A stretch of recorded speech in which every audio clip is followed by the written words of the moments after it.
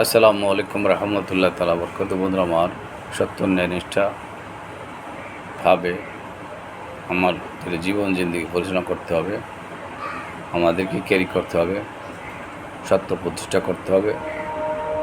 আমাদের সন্তান, আমাদের বন্ধু বান্ধবদের সন্তানদেরকে আমরাই আগলে রাখব, তাদেরকে ভালো ভালো পরামর্শ দেব। পিতা মাতা, গুরুজন, আলেম ওলামা, পীর মুর্শিদ, তাদেরকে সম্মান করব, তাদের বাক্য বাণী ক্যারি করব এবং তারা যেটা বলে সেটা অমীয় বাণী হিসেবে আমরা নেব এবং সেইভাবে আমরা চলার চেষ্টা করব এবং